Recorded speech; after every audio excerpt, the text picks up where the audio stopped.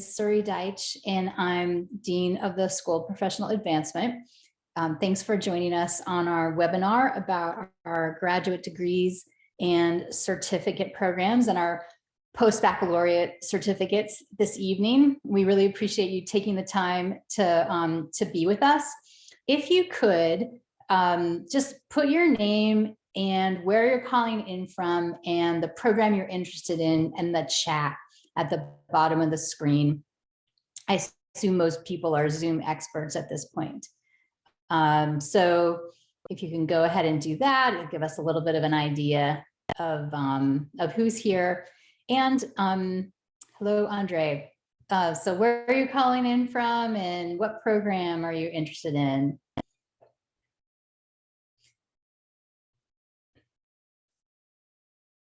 And then if you're able to turn your video on, that's great. If you can't, that's also completely understandable. Hi there. My name is Andre Rocha, and I'm actually interested in the graduate certificate, graduate security certificate. Oh, great. SoPA. Okay. And where are you geographically? I'm calling you from New Jersey. New Jersey. Awesome. Where in New Jersey? Newark, New Jersey. Okay, Newark. Nice. Yes. Yes. All right. Yes. Well, nice to meet you. And Webster and Angelica, if you're able to tell us, nice. Thank you. Nice to meet you. And great. Well, so we are we're going to do a little bit of an overview of our graduate programs. Again, my name is Suri Deitch, and I'm Dean of the School of Professional Advancement. My colleague, Ann Conlon, is running the slides behind the scenes, and Sheila Gold, whose picture you see on the slide, is actually wrapping up a conversation in a student recruitment event. So on another platform, actually, she's on Idealist. So she'll join us when she's able to. So this is pretty informal, and we have a small group, so you should feel free to ask questions at any point. I'm going to give you an overview of the school and the programs and services that we offer. And then at the end, my colleague Sheila, who just joined us, is going to talk some about the admissions process and important things like our tuition and financial aid. So Tulane University has actually been educating working adults for a really long time, going all the way back to the 1880s. And so we are the 2021 iteration of a long-term commitment to helping people make progress in their careers. So during this webinar, we're going to cover a number of different areas. If you go to the next slide. All right, we're going to talk about online, which is the majority of the instruction we offer, the majority of the programs. And so quite likely what you're looking at. We'll real quickly touch on our programs and our faculty. We actually have webinars for each of our program areas where you can find out more about the curriculum and careers in those specific areas. I'll talk about student support, which is academic advisement and career advisement. Like I said, Sheila's going to talk about our tuition structure, and throughout the whole thing, we'll talk about Tulane University, which, as I'm sure you know, is an internationally recognized institution with an excellent reputation behind it. And so everyone who comes to our programs becomes a permanent part of the Tulane community. So first, just to talk a little bit about online, we have an approach to online learning that we feel maximizes the value of the ability to have flexibility and to fit school in with your other obligations, but also is highly interactive and a great way of creating community. About half of our graduate students are in the southeastern United States, and the other half are around the United States and around the world.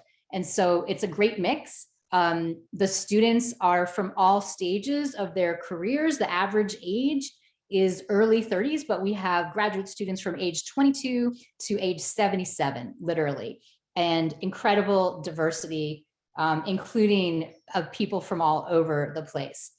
So in the online classes, what typically happens is you have one meeting a month where everyone is on at the same time. So the faculty member, the students, sometimes you have a guest speaker, you might be working on a group project, for example, and the rest of the time is still highly interactive, but in different ways. There could be a discussion board online. There could be students reviewing one another's drafts of work, things like that. And in the next slide, we give some data points that we think are good ways of summing up how much we know about online learning. So numbers of students, numbers of courses, numbers of programs, numbers of faculty who are trained to teach online, which is very different from teaching in a classroom. And then award-winning programs, which is, one way of being able to say that this is high quality online instruction. The next slide has just a little bit of a snapshot of our faculty. So we have a mix of full-time faculty. The two people on the right side of the screen are full-time faculty, Tyra Mitchell and Ralph Russo, both of whom came from industry. And the two faculty on the left-hand side of the screen are part-time faculty. They have very busy full-time day jobs, actually, both of them working in public service as it happens. And they teach students in our programs because they love to share what they know. And all of these faculty are bringing not just their knowledge of the field, which is completely up to date, but also their professional networks. The faculty, as with the students, the faculty are a mix of based in New Orleans and the region around New Orleans and around the United States and sometimes overseas.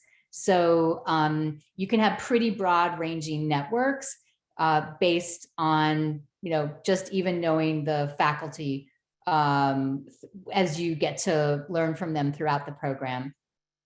The next slide has just a list of our master's degrees. So some of them are Master of Science degrees, some are Master of Professional Studies.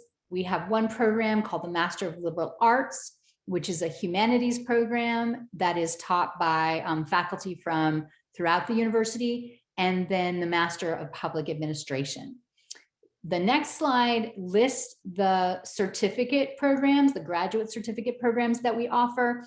And one of the great things about these programs is that each of them is 4 courses with one exception, which I'll mention in a minute. And they give you an opportunity to get deep knowledge in one specific aspect of an industry. And each of them counts toward the master's degree. So if you decided that you wanted to take the, the sports security certificate program as an example, you could take those 4 courses, but then decide that you want a master's degree in sports studies, or you could go into the cyber defense certificate program and decide that you want to get a Master of Science in cybersecurity management. The one exception is the Cyber Technology Fundamentals certificate, which is not 4 courses, it's actually 6. And it helps people who don't have a technical background in IT or computer science prepare to switch careers and move into that field. So that's the graduate certificates. The next slide lists our post-baccalaureate certificates. And these are certificate programs where you need to have a bachelor's degree in order to enroll in them, but they're made up of coursework that doesn't have to be taught at the graduate level. depending on different reasons for that, including K-12, kindergarten through 12th grade instruction, and graphic design, and so forth. On the next slide, we have various ways in which you can earn credit for prior experience that you can apply toward the master's degree. In some cases, we have partnerships with specific organizations, such as the National Guard or the Marine Corps College, where prior training can help you earn credit toward the master's degree. We also have a method called portfolio assessment, where our faculty work with you to document your prior experience. It could be work or training or even volunteering, and match it up to what you learn in specific courses in the master's degree. You develop a portfolio, it documents your knowledge. Our faculty actually grade it, and you can get up to 6 credits toward the master's degree. And the master's degrees are all between 30 and 36 credits. So it's pretty significant that you can do that. And then finally, on the next slide, I'll just talk for a minute about what we call student support, which is, like I said at the beginning, it's academic advisement and career advisement. We have academic advisors who work with each of our students. They, excuse me, they help you figure out what courses to take when, how many courses. Typically, our graduate students take 2 courses at a time. Sometimes they take 3. Once in a while, they take 4 or 1, but generally they take 2. And they help you figure out which courses to take when, how to balance maybe your school obligations with work and family, for example. And if some kind of challenge comes up in the middle of the semester, which is something that we know happens, they'll figure out with you and with your faculty how to keep you on track toward your degree or certificate, so that you can manage your life and the demands of your life, but also stay on track in school.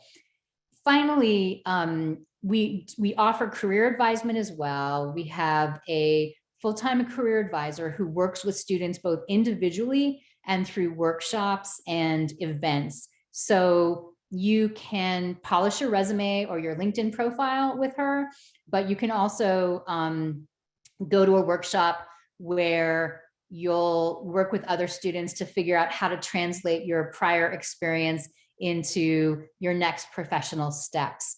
And then, of course, like I said at the beginning, all of that is backed up by the fact that you become a part of the Tulane University community, and for the rest of your career have access to the opportunities and networks that Tulane affords. So with that, I'll hand things over to my colleague, Sheila. Sheila, I said you were coming from another recruitment event. I was. Thank you. I'm sorry for being a minute or 2 late, but I'm excited to be here to talk to you all about the application process. I always like to thank the folks for joining us. I assume that everybody's had as busy a day as we have, and so we're always honored when folks take some time to hear about our programs. We think what we do is great, and we're excited to share that information, and we hope that you all will feel that as well. But we also honor the fact that you're offering us some of your time. One of the things that we really like to share with students, we know that you all are savvy consumers, as you should be, and that you're probably looking at our program as well as several others, and that affordability is a decision-making point. We are deliberately priced a little differently than the rest of the university. We do that intentionally. Our students are generally juggling school and work. And so we know that the investment in going back to school is sort of a financial one and also a time commitment one. Our tuition rate is $1,119 per credit hour, and our classes are 3 credit hours. Like Suri said, most of our students take about 2 classes a semester, sometimes 1, sometimes 3. So that's up to you all to decide sort of what you want to manage. I do like to be very intentional in letting our students know we do not pile a lot of fees on top of our tuition rate. The tuition is the vast majority of what you pay. And we have very nominal fees on top of that. So, and our faculty are relatively cognizant of the fact that students, are paying for school and that it's expensive, and they try to keep the price of books reasonable as well. If there are handouts that they can upload, things like that, they try to do that as opposed to unnecessarily making students buy books. Even with all of that, we know that there's a huge financial commitment, and most of our students do apply for financial aid. We require the FAFSA. I encourage students to fill out the FAFSA early on. When you start the application for admission, also start the FAFSA process. It can take several weeks to go through the FAFSA process. And we do offer several types of aid, federal grants and loans. We're proudly a yellow ribbon program. We're a veteran-friendly school and military-friendly school. We do offer several 20% tuition discounts for active duty military and veterans, active and retired safety personnel, as well as graduates of minority serving institutions such as HBCUs or Hispanic serving institutions. And then, of course, Suri spoke 2 slides previously about the credit for work experience. That is a savings of time and of money, so up to 6 credits. So that could be 2 classes or over $6,000. Next slide, please. So a little bit about our application process. We try to be as transparent as possible with our application, but questions do come up. Please do not be shy about reaching out. We like to get to know our students. We actually sort of philosophically believe that the application process is the beginning of our relationship building with our students. We do think a differentiator between Tulane SoPA and other programs is the relationships that our students have with faculty and staff. So we like to hear from you all. But with that said, we're not trying to trick you in the application process. Our application is an online application. You can reach it by visiting the address below, sopa.tulane.edu. When you get to that page, there'll be a big button at the top that says apply. Just click that and it opens up our application portal. We require several pieces of information for our applications. We will need an image of a current government ID. That could be a passport or a driver's license. You can simply use your phone, take a picture and upload it. We will need transcripts from any institution where you received credit, undergraduate or graduate. So you can send those to us by mail or electronically. We do not require the GRE, but some of our programs may require a resume or a written statement. So be on the lookout for those requirements. There is also a $50 application fee. However, as a thank you to you all for taking time out of the end of your day, we will waive that fee. We've captured your attendance at this webinar. So you, congratulations, will not have to pay an application fee. So with that said, some deadlines to keep in mind. We have 3 starts each year. Fall, spring, and summer start. Our next start is in the spring, which is in January. We're accepting applications for that now. Our application deadline is January 1st. For those of you all interested in the summer, May 1 is our application deadline. And then if you're interested in next fall, August 1st is our deadline. However, I encourage you not to apply by the deadline, but to apply early, because if you do and then register for classes by the early enrollment scholarship deadline dates that we have in each box, you'll automatically receive a $500 scholarship. So that automatically gets applied to your first tuition bill, and you will get that bill reduced by $500. So there's no reason not to apply now. We read applications on a rolling basis. So as soon as you complete your application, we will review your application and offer you an admissions decision. And the incentive is to have you register for classes early so that you can get the scholarship. And hopefully that will take a little weight off of the financial burden of your first semester of your graduate program. So any questions? Yeah, feel free to put them in the chat at the bottom of the screen, or just take yourself off mute.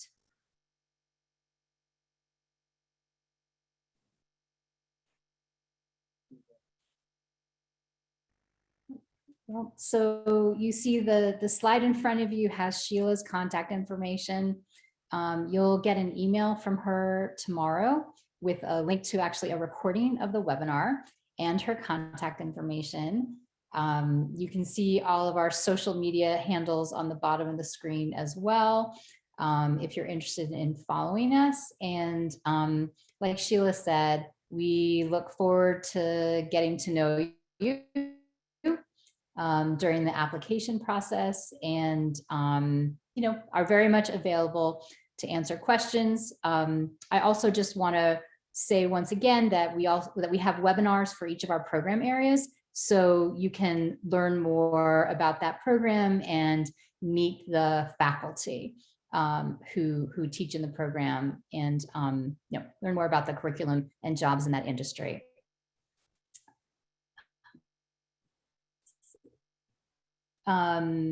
So the question from Webster about fees, I'm assuming you're asking about fees and tuition. So the same fees and tuition apply for international students as for students in the United States. Any other questions? Well, it was really nice to meet you. We will follow up with you, Webster. We don't have a requirement for the test of English as a foreign language. We do have requirements around transcripts from countries outside the United States, but we can follow up with you on that individually. So again, thanks so much for your time. Have a great rest of your day or evening or whatever the case may be. Thank you. And we appreciate your joining us. All right. Thanks so much. We'll see you soon.